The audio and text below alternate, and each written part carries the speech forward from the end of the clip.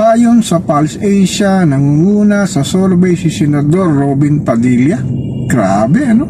So, iboboto nyo ba si Robin Padilla para sa Senado sa 2028? Talagang itong si Robin Padilla, ano? Sa impeachment case si Sara Duterte, magaling manalita eh. Malakas ang loob eh. Kaya lang, walang sustansya ang mga kanyang sinasabi. Pero talaga, ang tapang na tao. Talagang, ewan ko ba, parang talagang kada sesyon na lang ng hearing ni Sara Duterte talagang nagsasalita ito. Kaya lang walang sustansya ang kanyang mga sinasabi eh. Katulad ng sinabi niya sa prosecution panel na one-sided daw sila. Hindi ka ba naman wala sa ayos si Robin Padilla? Oo naman kasi one-sided sila dahil nga nasa prosecution sila, alam namang mag-side sila sa depensa.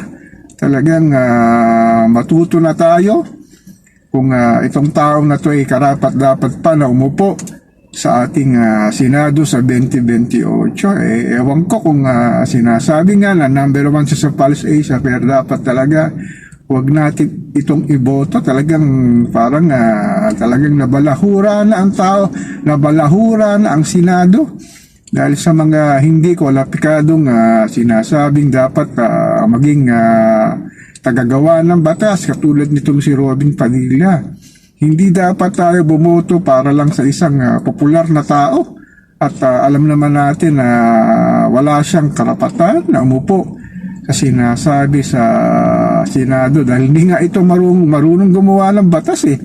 Sigurado ako na marami itong abogado na nag-feed sa kanya kung anong kanyang gagawin, pero pagka nagsalita akala mo matapang, maangas at ang galing din itong mambare. Pero sa totoo lang walang sustansya ang mga kanyang sinasabi. Talagang kung aanalisa mo, pero dun sa ordinaryong taong nakikinig sa kanya, very deceiving eh. Kasi medyo mahusay manalita ito eh. Talagang nakikipagpalitan ng kuro-kuro sa mga sinasabing senador judges at lalo na kung i-cross-examine yung mga umuupo sa witness stand kagaya ni NBI Director Melvin Matibag. Kaya lang talaga kung marunong ka at nakakaintindi ka sa kanyang mga sinasabi, malayo masyado sa katotohanan. Kaya ang tanong ng aking channel, iboboto mo ba si Robin Padilla para sa Senado sa 2028?